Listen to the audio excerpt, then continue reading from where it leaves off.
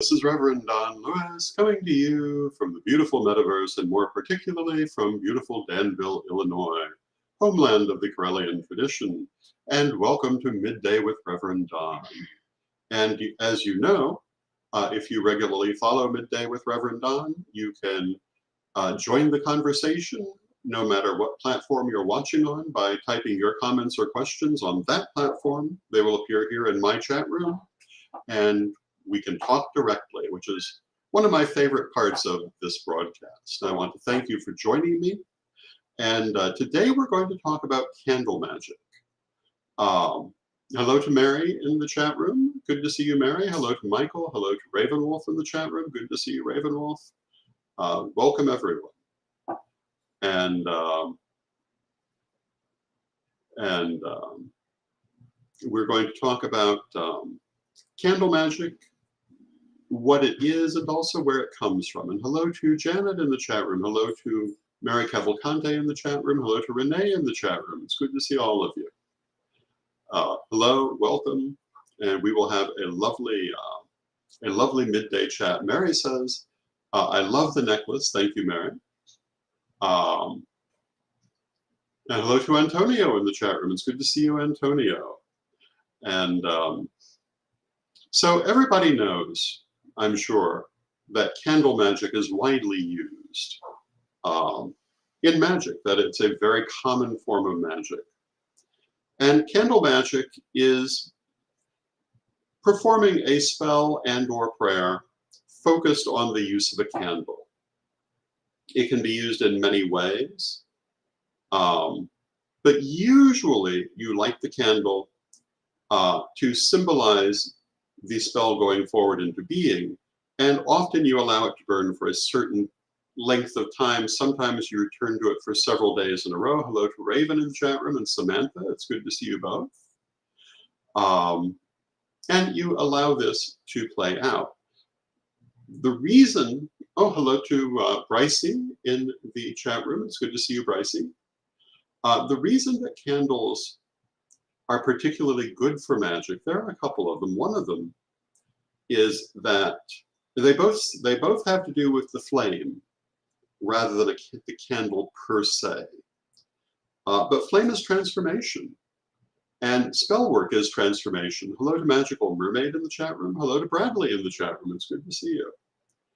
But you know, spell work itself is transformation. Hello to Aiden in the chat room. As the fire burns, it transforms the wax of the candle into the light of the flame, whatever kind of wax you may be using. And it represents transformation. So it's part of sympathetic magic. And Brycey asks, wax? Well, I'm sorry, I'm sure you'll get to that. We can.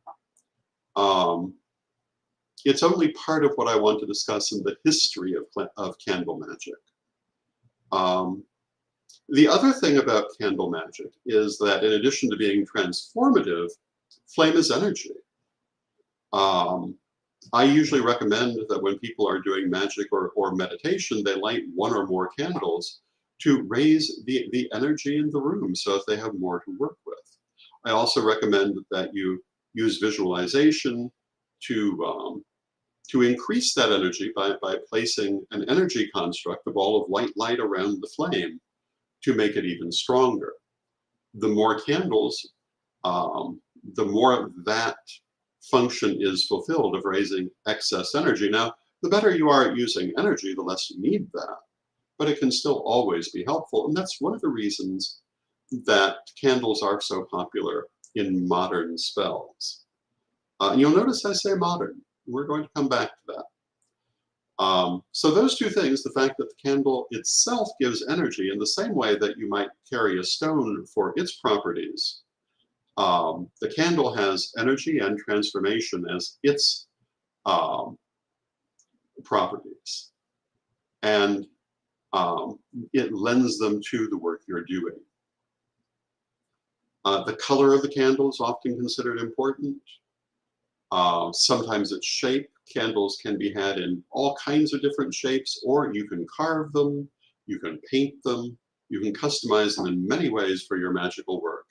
And people who do that in many symbolic ways. You might add writing to reinforce your goal of the spell. You might choose a color that is complementary. If you're making your candles, as some people like to do, you might include stones inside the wax, or herbs inside the wax, or scent, all of which can help to focus that energy.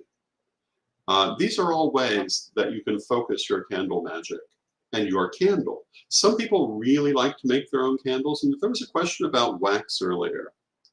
And of course, commercial candles are almost always a petroleum product.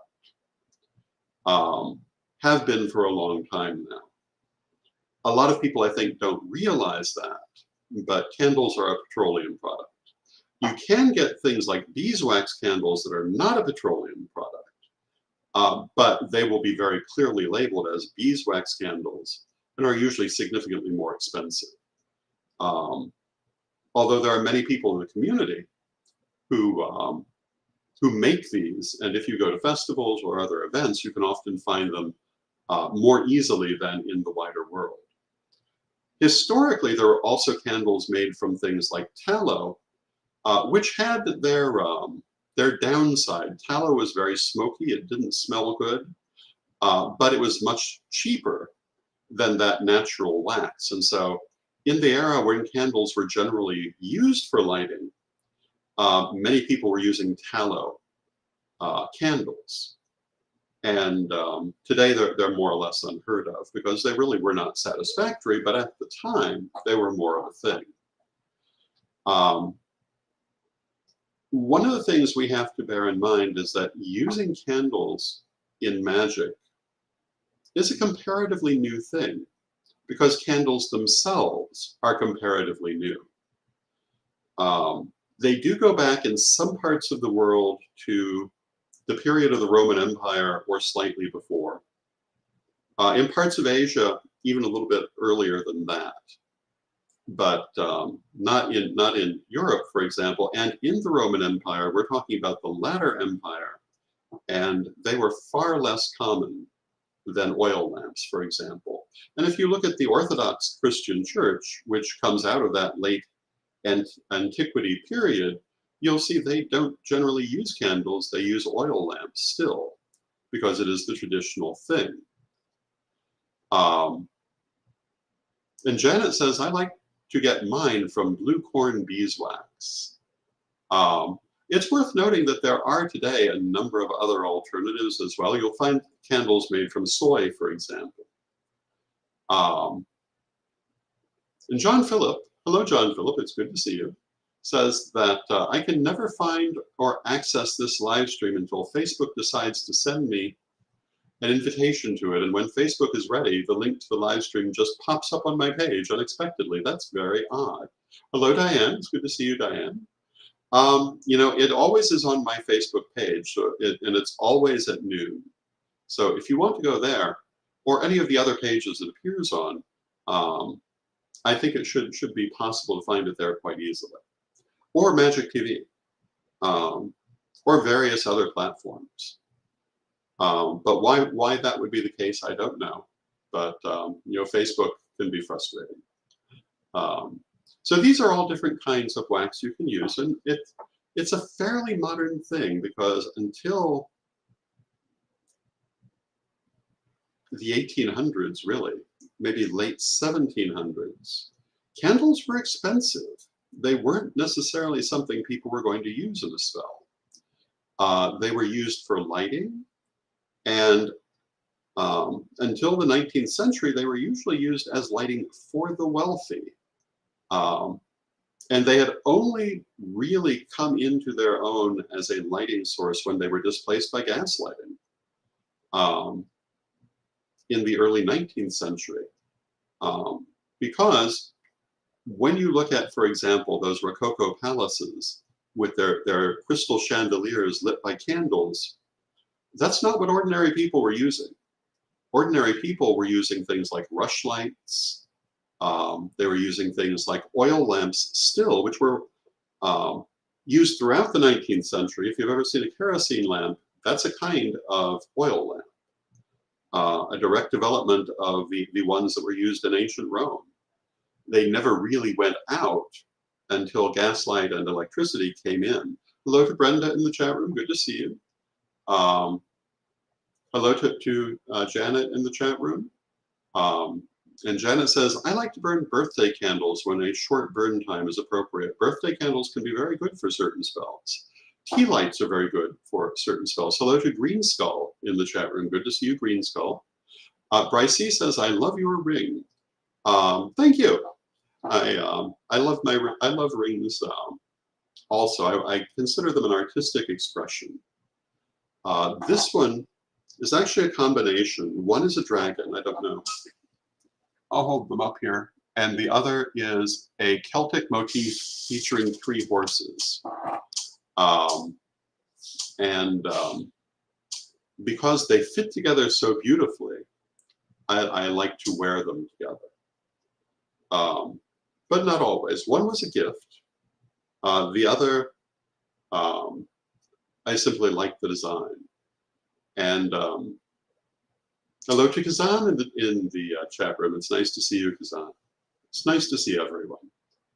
So when we talk about candles in magic, this is a relatively new development. And Green Skull, who says, call me Andy, asks if they can call me Grandpa. Yes, you can. One of the points we've been making these last several months is that I've moved into the grandpa part of my life. And I am seriously trying to bear this in mind and live that life and not let myself be pulled back into the father aspect of life. And I'm actually enjoying being grandfather. There are loose ends that have to be tied up. That's always the case. But my road is that of Grandpa Don at this point. And I have a lot of things I want to do. This is one of them, teaching. If you remember all the way back in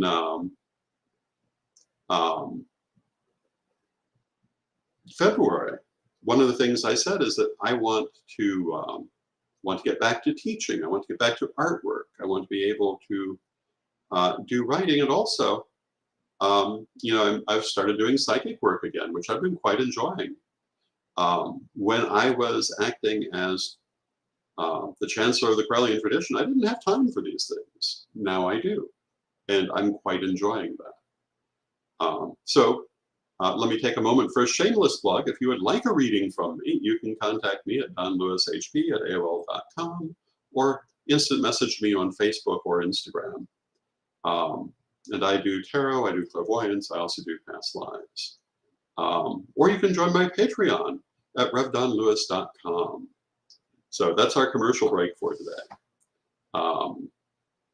Just last night we had our weekly chat room. It was lovely. We do lots of things on the Patreon. So getting back to candles and candle magic, one of the things I remember commenting upon, I think sometime last year, and Bryce E says, naked? But that would cost extra. But one of the things I commented on last year, someone had remarked how upset they were to see people saying that white was an all-purpose color for candles, and that you must use exactly the color that was recommended for whatever spell you were doing. And I had to point out that even the ability to have colored candles is very recent. Of course, you can use a white candle for anything, because anyone who is doing candle magic before, I would say really the mid-20th century, certainly the dawn of the 20th century, would have been using white or natural color. All these colors weren't available. They're not traditional. Nor would they have been using them again much before the 18th century. They're very, very new. Diane says, I work Monday nights and always miss your chat. I'm so sorry that we miss you, Diane. But I always love talking to you. And Jim says, I remember my mama using tallow or even butter as a candle base. And yes, butter can be used for candles too. All that a candle really is an oil lamp that's been solidified. Same principle. And just like an oil lamp, the wick pulls up the fuel, which then burns. And Andy says, do you like scented candles? Yes, I personally do. And if your candle is not scented, but you want to use a scent to help focus your spell, you dress the candle with essential oil, or with anointing oil, I should say. Because it doesn't have to be a pure essential oil. It just has to have that scent. And this can be part of your spell. It can be the meditation that you begin the spell with. And other people do not like scented candles. So it's possible to do whatever you want. But if candles are a modern thing, what did people do before them? Did they not do spells like this? Well, yes, they did. They did things very much like this. I think as long as we've been doing magic, but what they did is that they used the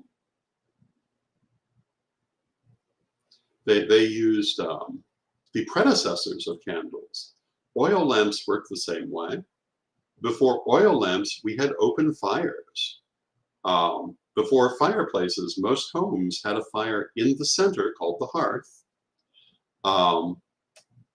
And these certainly were used for magical purposes. They were used for religious purposes. In Roman culture, even after an open fire in the center of the house was no longer common, the hearth, which moved to a corner of the triclinium as a general rule, or to a corner of the atrium, was still used as the center of household worship. And the belief was that the fire, which was the main characteristic of the hearth, was a gateway between the worlds of humankind and the worlds of spirit.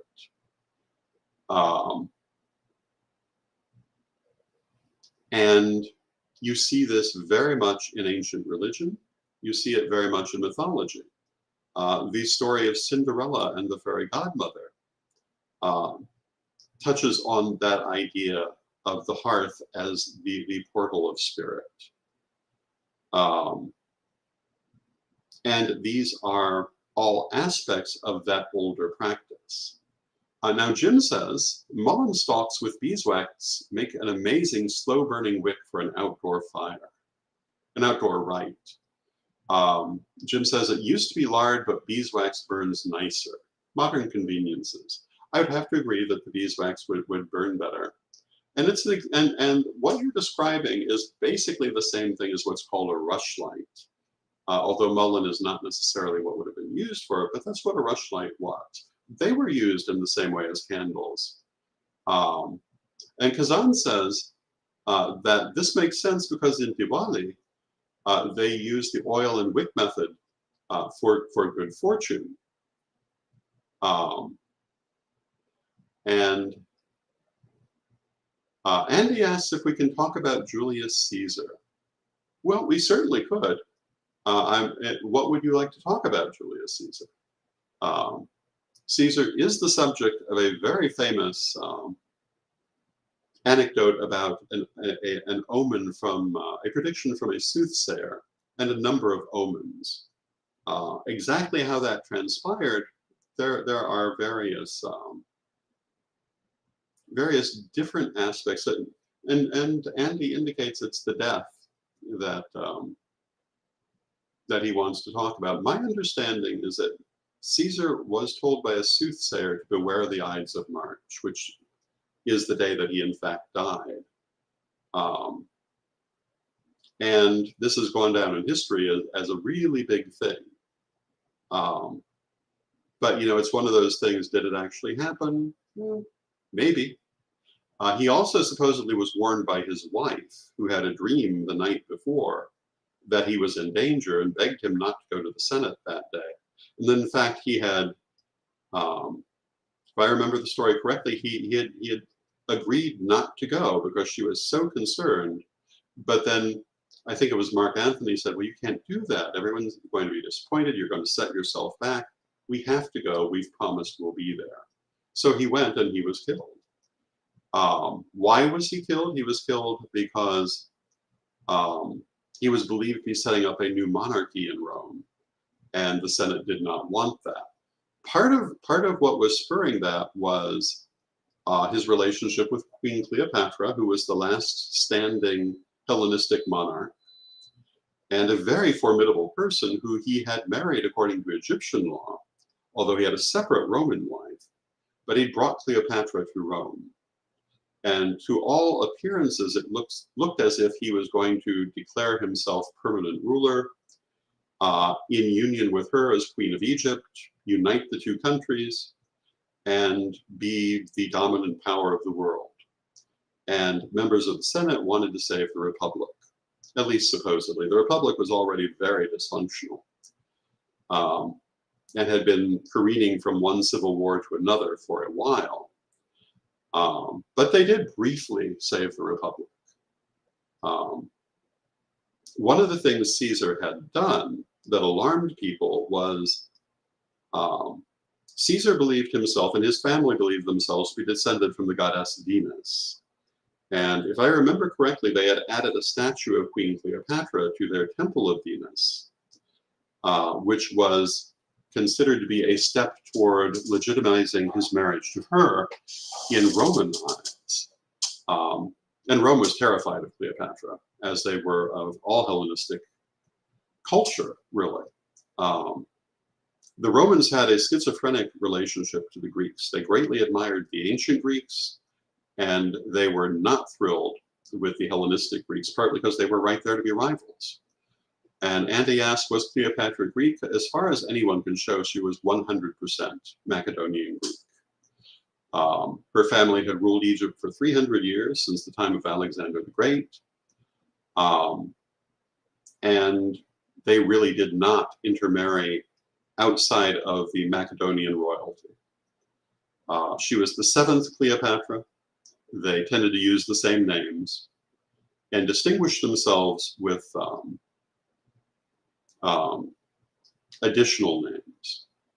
And Jim says the Memoirs of Cleopatra by Margaret George is a great read if anyone enjoys historical fiction. There are a lot of good books about Cleopatra, some of them better than others. The one thing you have to remember about Cleopatra, if you want to understand this figure, is that she was Hellenistic Greek. Unlike any of her predecessors, she was a strong devotee of traditional Egyptian culture. She spoke Egyptian fluently, as well as at least 7 other languages. She was an intellectual giant of her day, as was Julius Caesar. That's how they bonded, beyond the simple fact of all the power she had to offer, as basically the wealthiest woman in the world that he knew. And their union seems to have been about more than power. They were well matched to each other. She was, to judge from her surviving depictions, a relatively beautiful woman, depending on the standards of the time. But she definitely had those Macedonian features. And there are some images that are relatively certainly known to be her. There are others that are thought to be her because they resemble the portraits we know to be her. And no actress that I know of has ever played her who actually resembled her. But maybe one day. Now, going back to candles, where we started, these were important in Roman worship, since we've been talking about Rome for a few moments. They were fire itself, and the oil lamps were important in Roman temples and altars. The most sacred artifact in Rome was the eternal flame guarded by the Vestal Virgins. They regarded Rome as extraordinarily, or they regarded fire in Rome as extraordinarily powerful. This is part of why we still have candle magic today. It's very old. Um, Andy asks who invented candles, and the answer is nobody can answer that. The earliest candles that I have been able to see are in Asia, um, maybe a century BC. They appear to go farthest back in China, which is true for a lot of things. But nobody recorded when they started using them. They go back a long way in Japan.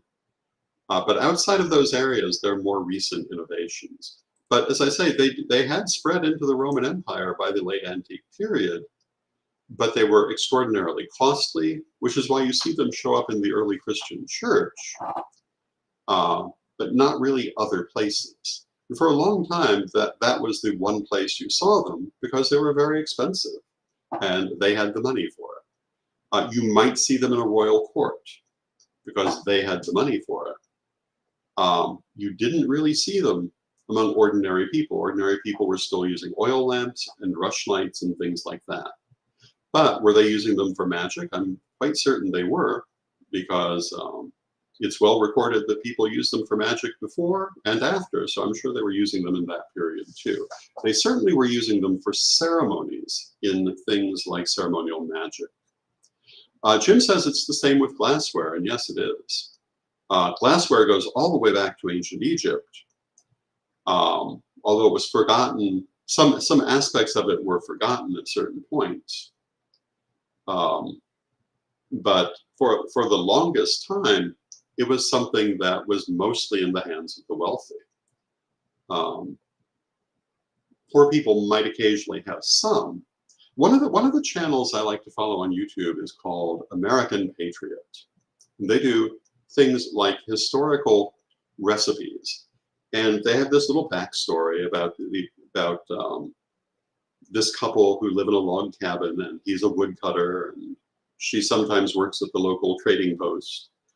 And they show a lot of things about life at that time in the early 1800s. But one thing that I can't help mentioning is that for the things they have in that log cabin, they're a much wealthier couple than that backstory makes out to be. There are a lot of ways that we've forgotten what life was like before we were so wealthy.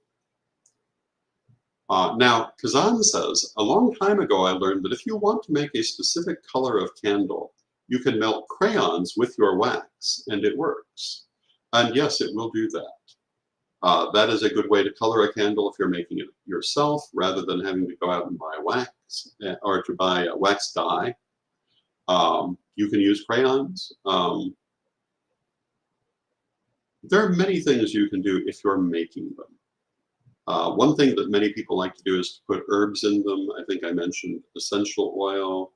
You can get scent that's made just for this purpose.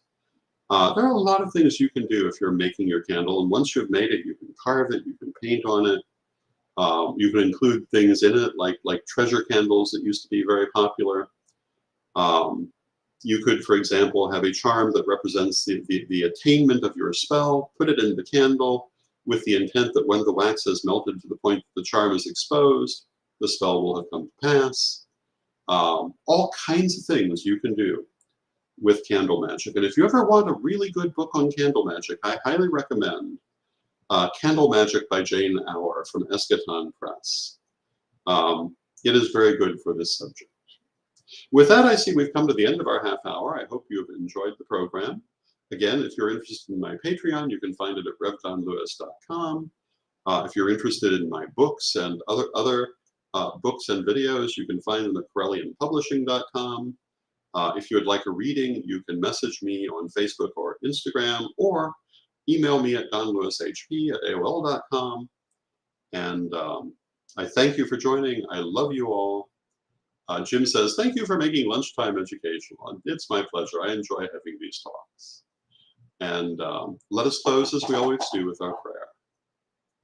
And Divine Mother Goddess, Divine Father God, beloved ancestors, we thank you for the role you play in our lives and for all the inspiration you send our way. And we ask you to help us to keep our minds elastic and open so that we always have a steady supply of new and creative ideas. new things to try in our life, creative things to do, to keep us happy and involved. Beloved Mother Goddess, beloved Father God, beloved ancestors, we thank you with great love and respect, and knowing you're always with us, but from respect, we thank you for your presence, and may you be blessed now and always. And I thank you for your presence. I love spending this time with you. I love you all. I'll hope to see you tomorrow, and may you be blessed now and always.